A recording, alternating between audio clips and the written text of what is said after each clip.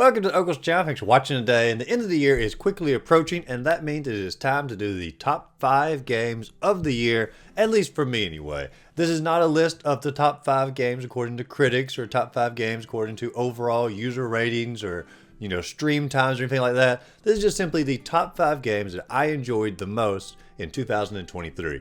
And some are, more AAA games, some are more indie games. The only clarification is that it had to be released in 2023. I do a lot of retro games on the channel, so I'll do a separate list of the top 5 retro games that I played this year, as far as like games that were released in the past I just simply experienced this year. But this one is just simply 2023 games, but let's get started.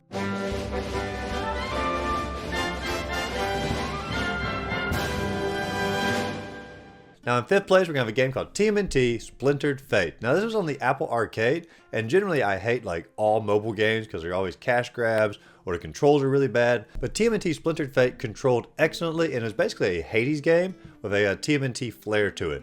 And so you play through all these different levels, pick your favorite turtle, you get to upgrade your moves, choose special attacks, upgrade your character as you go. You can play multiplayer on it at the same time. I know I played with my friend Jordan a great deal on TMNT Splintered Fate.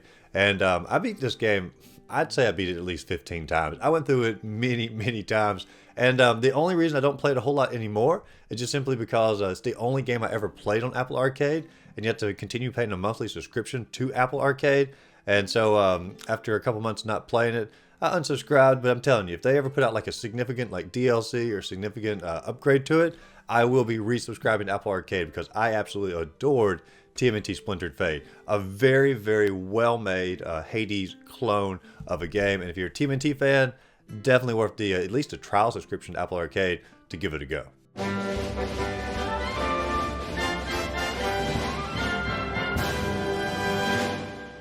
Now in 4th place, we have Armored Core 6, which is From Software's newest game. And if you watch the channel much, you know that I love the company From Software. Whether it's Bloodborne or Dark Souls or Elden Ring, like I am always down for a great From Software game. However, I had never played any Armored Core games in the past, and I'm not really like a huge mech guy in general, but knowing who the company was that was making the game, I was already like interested in it. Then the first trailer came out for it, and like I was really pulled into like the aesthetics of the world, and the game did not disappoint in any form or fashion. It was quite hard in some cases. I did have a little bit more trouble on especially the earlier levels than most of the other From Software games, but there's a little bit of a learning curve.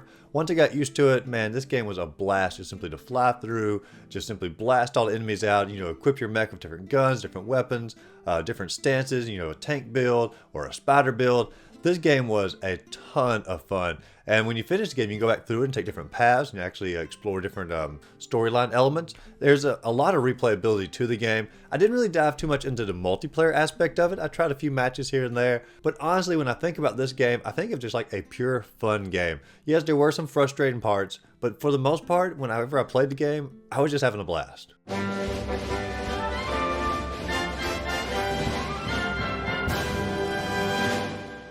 Now in 3rd place, we're going to have Liza P. And I know it's weird to think about like a From Software clone is higher on the list than actual From Software.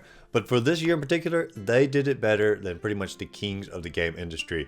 They put out a Bloodborne type game set in the Pinocchio universe. And pretty much everything about this game was completely perfect. The combat was perfect. The action was perfect. The graphics were perfect. The storyline taking place in the dark Pinocchio alternate world, perfect for that. The weapon mechanic as far as like upgrading your handles and choosing your different blades to go with it. Even the bosses in this game were like top notch in every way. And the last boss in the game, like the alternate boss, the nameless puppet, this is one of the hardest like Bloodborne or hardest Souls-like bosses I've come across in many years compared to like most From Software games. This was like perfect game pretty much from start to finish. And there was nothing I didn't like about this game. I'm very happy they're going to do a DLC for it and also a sequel for it as well. The directors are very much involved in patching the game, updating it, and continuing the world that they're creating here. And honestly, I am extraordinarily excited for it. And if they can keep this up, they're going to end up rivaling From Software with their Souls-like games.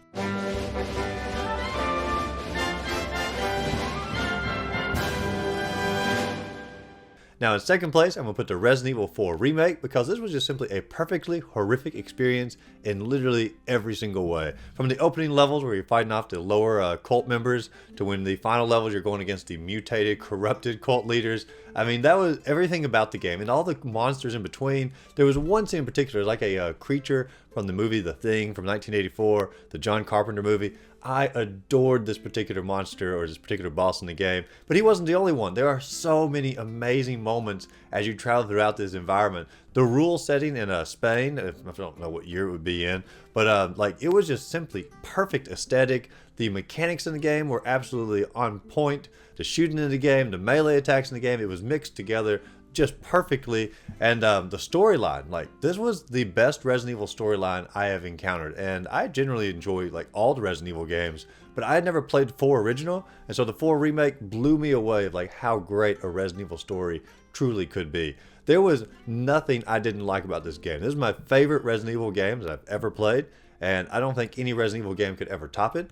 And there are some really good Resident Evil games, but Resident Evil 4 was the absolute best. And I can see myself going back to replay it many times. And also, the DLC is pretty top-notch as well. Separate Ways, that was just like the icing on the cake to an already perfect game.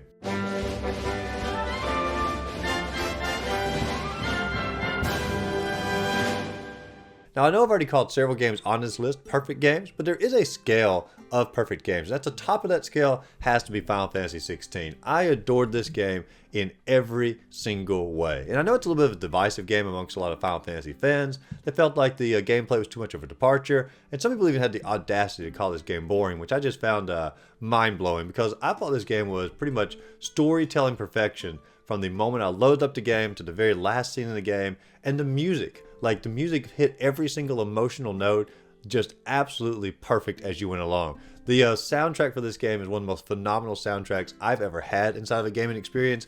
I'll even load up my computer like on YouTube when I'm working on like projects and stuff, just let it play in the background, and just hearing the songs can take you back to the exact moment of the game or the atmosphere of the game or the level design for that particular area. And I tell you, like part of me just wants to replay the game just to hear the songs to go along with the environments and some of the story elements. I mean, like, they did a masterful job on crafting a atmosphere or a mood for this game.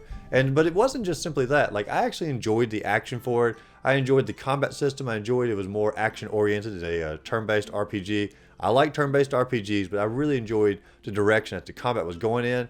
Using the icon abilities, that just felt completely natural. And holy cow, like the icon battle scenes where you actually like, you know, became your icon. I mean, they were very easy for the most part, but they were cinematic gaming masterpieces when it came to that. And I just loved everything this game had to offer. And if you didn't give it a full try, or you gave up on it too early, or you got bogged down in too many side quests, get back into the game, give it another try, maybe skip over some of the smaller side quests. I did every side quest in the game. I enjoyed all of them.